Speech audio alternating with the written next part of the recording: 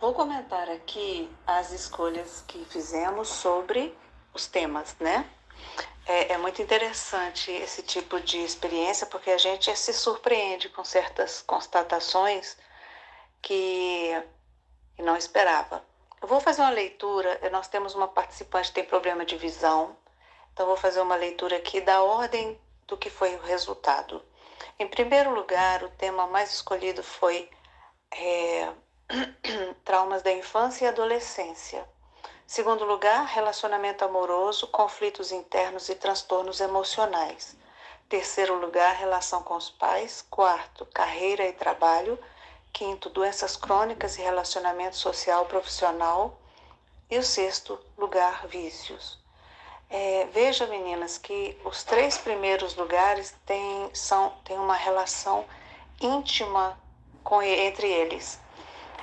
Os traumas de infância, eles são extremamente definidores de muitas dificuldades no relacionamento amoroso, nos conflitos internos em relação à culpa, vergonha, medo, a falta de autoaceitação, autocrítica severa, rigidez, autoexigência desproporcional, que causam os transtornos emocionais, ansiedade, é, é, agressividade, né, a bipolaridade na questão do descontrole emocional, causa insônia, causa bloqueios cognitivos. As pessoas podem ter bloqueios do tipo: não consigo tirar carteira, não consigo aprender alguma coisa. Muita coisa relacionada a esses três lugares, três primeiros lugares: relação com os pais, os traumas e as relações com os outros, com os conflitos internos e os adoecimentos. Então, a nossa ênfase vai ser esses três temas. Em relação a vícios, quanto mais o tempo passa, mais descobertas são feitas, né? Em relação a vícios, eles estão diretamente ligados ao sofrimento, ao vazio existencial, à lacuna deixada pela dor da infância. Quando a gente não recebe o amor necessário, mínimo para a nossa formação, fica uma lacuna que pede um preenchimento. Então, dentro dessa busca de preenchimento entram as compulsões, tá? Por comer, comprar, jogar, entram os vícios, beber e tudo mais, né? Todos os outros, tudo para suprir um vazio. Então, quando a gente está diante de uma pessoa que é viciada em algo, é muito necessário que a gente respeite essa pessoa, porque ela está demonstrando ali um grande vazio, que está tentando tamponar, está tentando preencher esse vazio. Transtornos emocionais, eles se solidificam à medida que situações estressantes vão acontecendo e reforçando um estado emocional. Então, por exemplo, a criança que vê violência doméstica em casa, ela acaba desenvolvendo um constante estado de vigília, de vigilância, do tipo: será que papai vai bater na gente hoje? Será que papai vai brigar com a mamãe hoje? Será que ele vai quebrar alguma coisa? Então a criança fica em constante vigilância, gerando uma descarga hormonal, né? Os hormônios do estresse. Ela provoca uma descarga hormonal desproporcional, constante, que vai adoecendo as glândulas responsáveis por esse controle, né? O sistema límbico, que é uma parte do cérebro que coordena as emoções, o hipocampo, que reserva as memórias. Então, o corpo, ele busca sobreviver. O tempo todo ele busca maneiras de sobreviver. Se ele entende que ele está sob ameaça o tempo todo, ele vai manter ligado alguns. Vamos criar uma imagem assim: um botãozinho do perigo fica acionado. Então, esse bonequinho, esse botãozinho do perigo acionado vai desencadeando adoecimento no sistema, porque o sistema foi criado lindamente por uma inteligência suprema para funcionar harmoniosamente, tornando o nosso corpo um reservatório da nossa essência, da nossa alma, para a gente viver em boas condições e aprender, evoluir, aprimorar traços de personalidade, fazer trabalhos edificantes. Mas quando as situações do dia a dia impedem essa boa harmonia, o corpo vai ter que se preparar de algum modo para se defender. Por isso que surgem os transtornos de ansiedade, a depressão, tudo está a serviço de nos proteger, né? A ansiedade pode causar um constante estado de vigília e toda hora que surge algum problema, alguma ameaça, a gente grita, a gente chora, a gente pode evoluir para um transtorno bipolar, que é uma perda da capacidade do cérebro de coordenar as emoções, de manter estável o nosso emocional. A depressão é uma fuga, né? A pessoa, ela rejeita o mundo externo porque ele não alimenta, ele não satisfaz, ele é perigoso, ele é difícil, a pessoa se fecha nela. Embora seja uma maneira de se proteger, é uma maneira também que acaba prejudicando nossas possibilidades de crescermos, de sermos alegres, felizes, experimentando a parte boa da existência, né?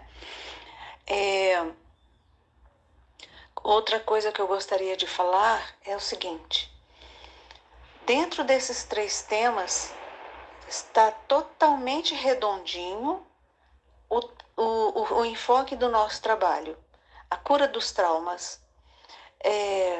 Embora que a relação dos pais tenha ficado em terceiro lugar, tem a sensação de que, na verdade, começa neles, sabe? O primeiro lugar, a relação com os pais, depois os traumas, né, da infância, do percurso acidentado na convivência com esses pais, ou na não convivência, ou no desamparo, no abandono, nos maus tratos, que vão gerar consequências emocionais, mentais, que vão influenciar no relacionamento amoroso, nos conflitos internos e nos adoecimentos, sabe? E acaba depois indo também para dificuldades de relacionamento social e profissional, né? Então, os traumas estão em primeiro lugar porque realmente eles gritam, eles gritam na gente, né? Eu falo para vocês, tanto como uma orientadora, uma pessoa que quer levar conhecimento, como alguém que também vive essas mesmas situações, tá? E se por um lado é bom eu saber a matéria, o conteúdo científico disso, por outro lado é muito bom que eu conheça a dor, na profundidade da dor, porque eu consigo alcançar argumentações que vão fazer parte do universo de todas vocês, tá? Observem que o trauma não é o que você vive, porque às vezes dentro de eu uso muito esse exemplo, 5 pessoas num veículo que sofre um acidente, só um se traumatiza. Então, não é o acontecimento que traumatiza, mas o modo como a gente vivencia o acontecimento, sabe? Então, só traumatiza aquela pessoa que está predisposta, que já tem algo anterior dentro dela, como medo, como já experimentou outro acidente, outros acontecimentos, já contaram histórias terríveis para ela e ela está assim mais sensível, então ela se traumatiza. Outra questão do trauma é que às vezes a gente não se lembra dele, né? A Freud fala do recalque. Freud foi um estudioso que criou a psicanálise e descobriu que quando o trauma é terrível demais, a gente pode esquecer dele. O problema é que a gente esquece, mas ele não deixa de continuar dentro de nós, gerando às vezes modelagens. A gente acaba modelando o nosso comportamento para evitar o trauma de novo. Então, por exemplo, a gente, se sofreu um trauma no trânsito, a gente não tira carteira, por exemplo, né? Se a gente viu um marido ser mal com a esposa, a gente pode ficar reprimida e não acreditar no casamento. Então, o trauma tem essas particularidades. E quando ele está recalcado, ou seja, guardado na memória, ele continua ativo, gerando consequências. Sabe quando você está com uma dor muito forte, vai ao médico e descobre que você está com gastrite? A partir do momento que você descobre, você fica aliviado, porque não é uma coisa pior. E a gastrite tem cura. Então, a dor do trauma é como a gente ter uma dor que a gente não sabe o que é. E quando vai verificar, olha direitinho, a gente encontra na descoberta a possibilidade da cura, a possibilidade do tratamento. Por isso que às vezes não sempre, uma terapia ajuda muito, né? E dentro dessa proposta do workshop que a gente vai fazer, nós vamos tentar nos ajudar produzindo um conhecimento que nos ajude a nos aliviar um pouco, a tomar consciência dessa dor e lidar com ela de uma maneira mais inteligente, com mais coragem. Dentro do propósito do workshop, que vai acontecer em julho, nós vamos trabalhar o autofortalecimento, um retorno à nossa autenticidade, para que a gente dê conta de se sentir forte o suficiente para vencer, tá bom? Não é nada mágico, é tudo possível dentro de um método e considerando a mente e suas potências, tá bom? Um abraço a todos. Fico aguardando as respostas. T-minus 15 seconds. 10, 9, 8, 7,